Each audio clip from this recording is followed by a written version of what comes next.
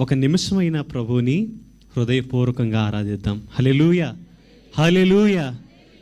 అందరూ కూడా కళ్ళు మూసుకొని 2 చేతులు పైకెత్తి, ఇది కేవలం జేడిఎం మినిస్ట్రీస్ యొక్క సెలబ్రేషన్ మాత్రమే కాదు. ఈ కువైట్ దేశంలో మన తండ్రి యొక్క పరిచర్య, మనందరం కూడా సార్వత్రిక సంఘం కదా. మనలో ఒక భాగమైన ఈ సంఘం మరి 10 సంవత్సరాలు కొన్ని ఆత్మలను పెంచి పోషిస్తూ ఉంది ఈ స్థలంలో. మరి అన్ని ఆత్మలు ఇక్కడ మేస్తా ఉన్నాయి. ఇంకా ప్రభు ఎప్పుడు వస్తారో మనకు తెలియదు. ఆయన వచ్చే వరకు కూడా మరి అనేక ఆత్మల రక్షణార్థమై ఈ పరిచర్య ముందుకు వెళ్ళాలి. మరి 10 సంవత్సరాలు గడిచిందంటే మామూలు విషయమా? ఒకరోజు కాదు, 2 రోజులు కాదు, 10 సంవత్సరాలు ప్రభు ఉచితమైన కృప ద్వారా మరి ఈ పరిచర్యల్లో ప్రభు ఆయన ముందుండి ఎబెనేజర్ దైవంగా నడిపిస్తూ ఉన్న ఆ ప్రభువుని మనం ఏమిచ్చి కొనియాడగలం? ఇది కేవలం దేవుని పరిచర్య, జేడిఎం పరిచర్య అని మీరెవ్వరూ మనసులో పెట్టుకొని ఆరాధించొద్దు. కేవలం ప్రభు చేసిన ఈ కృపను కొనియాడుతూ ఆయన యొక్క కృతజ్ఞతలు ఆకాశానికి మన నోటి నుంచి కృతజ్ఞతలు చేరాలి. రాత్రి 2 చేతులు పైకెత్తుదాం. అందరూ 2 చేతులు పైకెత్తి కొన్ని నిమిషాల్లో, ఇది కువైట్ దేశం అండి, ఇండియా దేశం కాదు. కువైట్ దేశంలో ప్రభు చేసిన ఈ అద్భుతాన్ని బట్టి ఒక 2 నిమిషాలు గట్టిగా మీ నోరులెత్తి స్తుతి చెప్తాం. స్తోత్రములు ప్రభువా, స్తోత్రములు నాయన, గొప్ప యేసయ్యా మీకు వందనాలు, వందనాలు.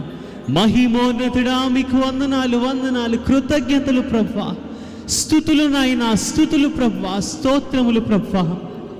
ఆది అంతము లేని దేవా మీకు వందనాలు, వందనాలు, వందనాలు, వందనాలు. పరలోకంలో దూతలు కొనియాడుతూ ఉన్నాయి.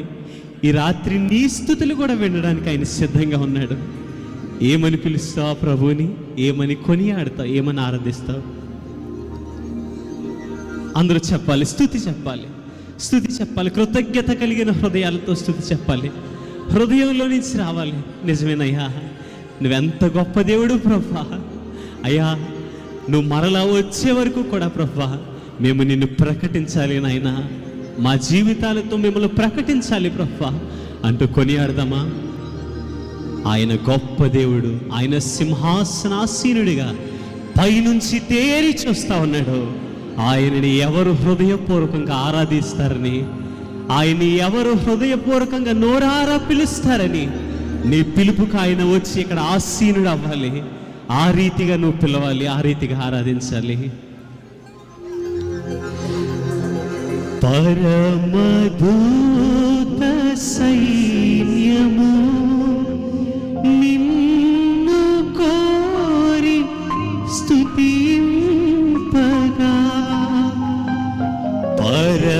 పరమదూత సైన్యము నిన్ను కోరి స్తుతింపగా, వేణులతో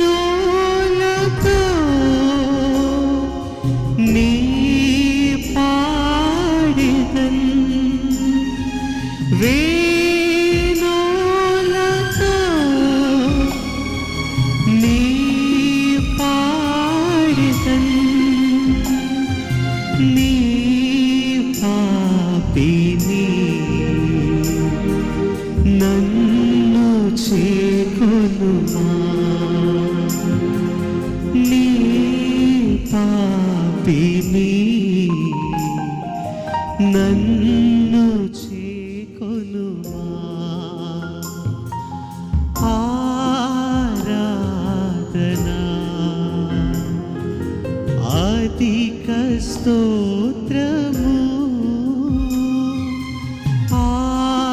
ఆరాధనా అధిక స్తోత్రము నా యేసుకే నేనర్పింతును, నా యేసుకే నేనర్పింతును, నా యేసుకే నా సమస్త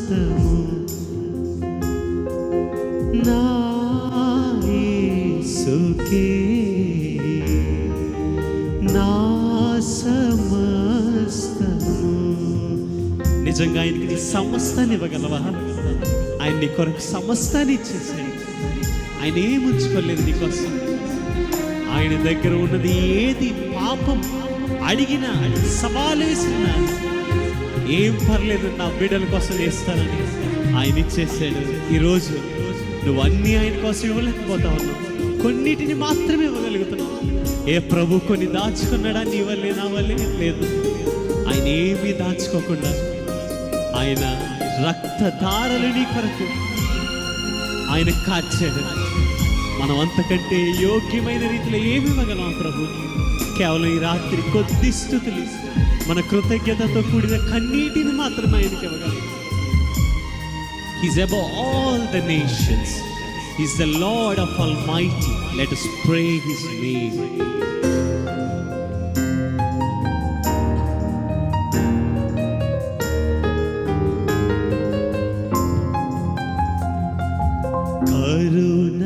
కరుణధారరు తీరము నన్ను తాకి ప్రవహింపగా,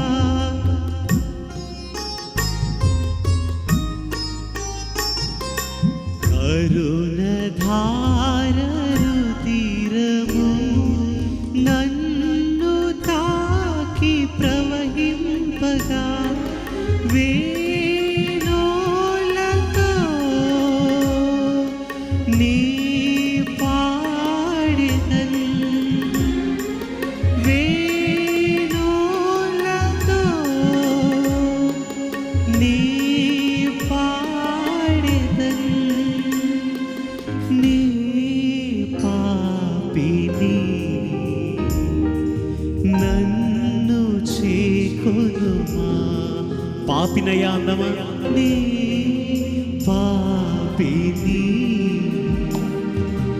నన్ను చేకొనుమా. ఆరాధనా అధిక స్తోత్రము, ఆరాధనా అధిక స్తోత్రము.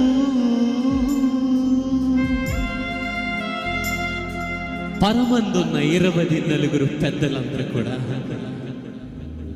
వధింపబడిన గొర్రె పిల్లను చూస్తూ ఉన్నారంట.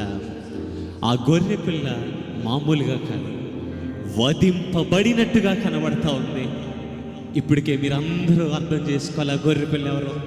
ఆయనే ప్రభు అయిన యేసుక్రీస్తు ప్రభు. ఆ గొర్రె పిల్ల పరమందు ఉంటే 24 పెద్దలు తమ కిరీటాలు నేల మీద పడేసి నేల మట్టుకు వంగి, వధింపబడిన గొర్రె పిల్ల నీవు మాత్రమే యోగ్యుడవయ్యా అని వారు కొనియాడుతూ ఉన్నారు. ఈ రాత్రి నీకున్న బలం, నీకున్న ధనం, నీకున్న స్థితి, నీ ఉద్యోగం ఏది కూడా ఆయన ముందు నిలబడి ఉండడానికి వీల్లేదు. అన్నిటినీ ఆయన నేల మీద, ఆయన పాదాల మీద పాడే నువ్వు మాత్రమే నిస్సహాయుడిగా ఆయన ముందు నిలబడి, నా దగ్గర ఏమీ లేదు ప్రభా, నీవిచ్చిన కృప మాత్రమే ఉంది, దాని ద్వారా నేను బ్రతుకుతున్నానని చెప్పి కృతజ్ఞత కలిగి ఆయన్ని ఇలా పాడగలవా? మోసుకెళ్తున్న మందసం మీద ఉంది కాబట్టి యోర్దాను ఏకరాశిగా పారింది. నీ మీదున్న ఆయన కృప కేవలం నిన్ను నన్ను బ్రతికిస్తూ ఉంది. మన మీదున్న కృప మాత్రమే, మనలో ఏమీ లేదు. ఆయన కృప మాత్రమే నిన్ను నన్ను బ్రతికిస్తూ ఉంది. కృప కృప, ఆయన కృపను తలంచుకుందామా? కొన్ని నిమిషాలు ఎవరిని మీరు పట్టించుకోవద్దు. హృదయపూర్వకంగా ప్రభువా నీ కృపను కొనియాడతానయ్యా, నీ కృప తప్ప మరేది లేదు. నిమిషాల్లో చనిపోతూ ఉన్నారు, నిమిషానికి ఎన్ని వేల మంది చచ్చిపోతూ ఉన్నారు.